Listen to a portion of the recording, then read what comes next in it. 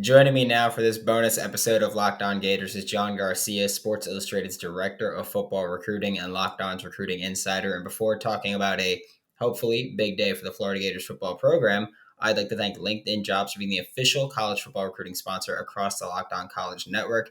LinkedIn Jobs helps you find the candidates that you want to talk to faster and for free. Post your job for free at linkedin.com/locked on college. Terms and conditions apply. And I got through it that time, so we're good with it. I thought that mistake would happen a lot more. For people who don't know, I said locked on at a certain point instead of LinkedIn because they're just so similar.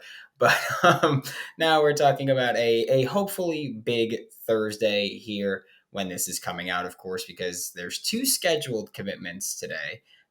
We feel pretty good about them, I think, or at least I do. But first up, Dijon Johnson, the one that for months now has been I don't even want to say a heavy Gator lean because it's literally been them or back to Ohio State has been the only really conversation that we've seen. Visit is set for this weekend with the LSU game, and we're at his commitment date now.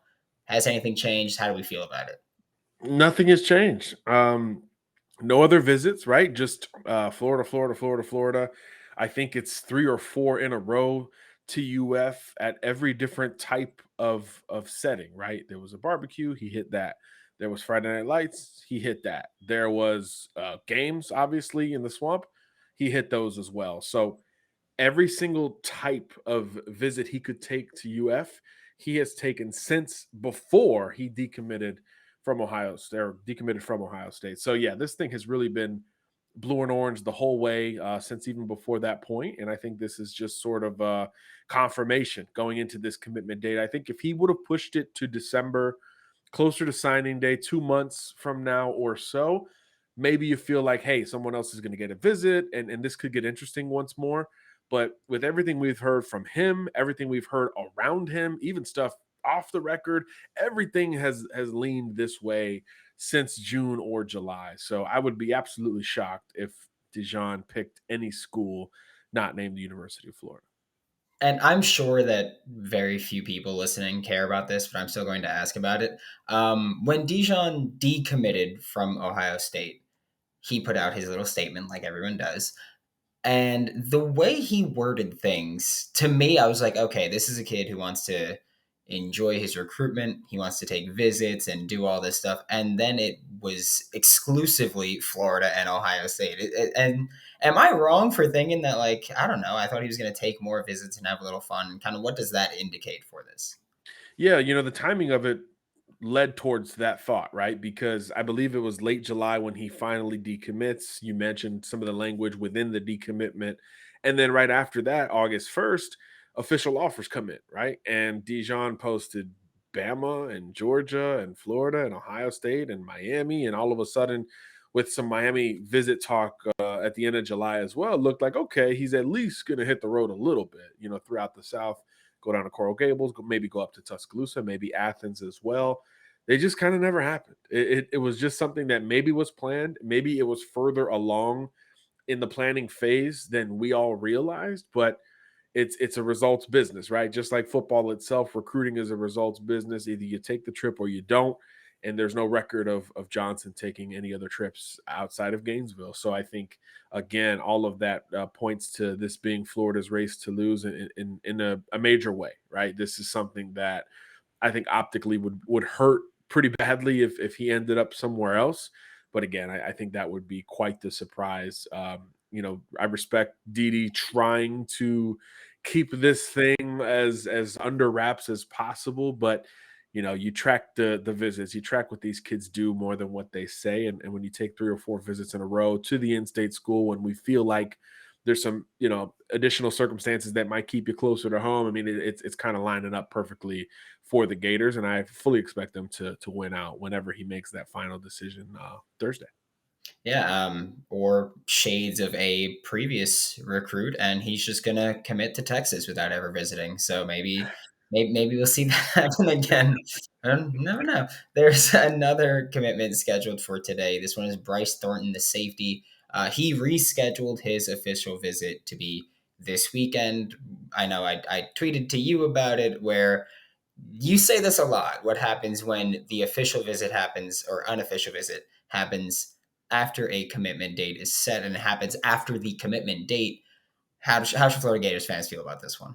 Yeah, same thing with Dijon, right? He's supposed to be in town for LSU, and so is Bryce. So I think with Thornton having the same day on his plan on his calendar as Dijon, I think there's a little bit of by design feel here. Look, this is SEC recruiting, right? So there's rarely a time when these kids are making decisions, and it's kind of just all about them. Oftentimes there is a nudge, a wink, a push. Hey, what about this day? So I don't think it's a coincidence that they're both announcing on the same day. They're both defensive backs. They're both kind of it's the same schools involved, right? With Bryce, he did visit Bama. He is more conventional in that he did take more visits. Georgia was involved at one point, a couple other schools, but again, Florida's really been the school that's been in the driver's seat for some time. So I think the fact that they're both visiting for LSU, they're both committing the same day, and there's a similar grouping of schools seemingly after both of these guys. I do think there's a little bit of by design feel from the UF's perspective to say, hey, we're locking in a pretty darn good DB class with these two guys. Might not be the last. I know Cormani McClain is still out there, and that will always be the case. But even without him, I think these two solidify a really strong defensive back class, and you stand on these position groups like we've talked about, right? It'll be the DB hall, the D line hall, and the wide receiver hall that really kind of define this first full cycle for Billy Napier and company. And if you're going to pick certain positions to overhaul with a good combination of star power and volume, it would probably be those three positions in Gainesville. The Florida Gators are currently 2.5 point favorites against the LSU Tigers for this Saturday. Florida, you know this, does not like to cover, especially when they're favored, but I mean, if you think they're going to win, I think you should take the -2.5. What are the odds they win by one or two exactly? Right? Probably high. It's the Florida Gators. So, why wouldn't they do that? They don't like to have big leads and big wins. BetOnline is your number one source for all of your betting needs and sports information. I've been using BetOnline for years now. I've been saying that forever because guess what? It's true. 6 years now. Head to the website today or use your mobile device to learn all about the trends and action. Check out Bet Online. It's where the game starts. And then you mentioned him. Florida Gators fans have been talking about him forever. It's Cormani McClain. There's, Dijon Johnson expected to commit. Bryce Thornton expected to commit. We can say they're both heavy Florida leans right now. Sure. And there's that with the visits in place and everything, just everything falling the way it is expected to fall. Should Florida Gators fans be like, hey, Cormani maybe commits unexpectedly? Look, Cormani's an outside the box kid, right? He's not going to follow the convention here, right? I think the combination of some momentum appearing on the horizon for Florida, him expected most likely to visit for LSU, and him having canceled that Bama visit last weekend, all that lines up for blue and orange optimism, and I totally get it and I see it.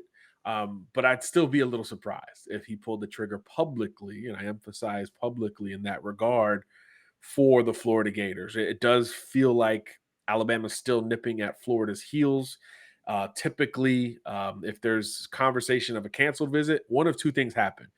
You hear of, well, we're not talking about this kid anymore at this school in this market, which usually means one or both parties moved on from the other, or there's immediate reschedule conversation. And that's what we're getting with Cormani McClain midweek, right? We're hearing, okay, well, Bama might want to push this visit later in the cycle. If he's not expected to commit so early, maybe they're positioning themselves for the last visit, maybe after the season when it's a little calmer. Whatever the strategy or the spin in some cases is, we're hearing a little bit of that conversation drumming up midweek. So depending on how much truth there is to that, I do still feel like Alabama's in this race until the end. And I would be pretty surprised if McClain signed in December without having taken that official to Alabama. Just not something we typically see when they want you on campus. So I would feel optimistic because of those 3 points we said earlier, right? Canceled Bama visit, Florida momentum, Florida visit scheduled. those three elements would make me optimistic as a Gators fan. But as a knowledgeable, neutral recruiting analyst, I would say, hey, Bama typically gets their kids on campus when they want to host them for officials. It is not something, even if they don't win the recruitment, they're usually in line to get most of their visits. So if there was a conflict, I do expect it to be resolved to a certain degree, especially because we know McClain is such a priority for Alabama, just like he is at Florida and just about everywhere else in the country. Yeah, well, John said it here.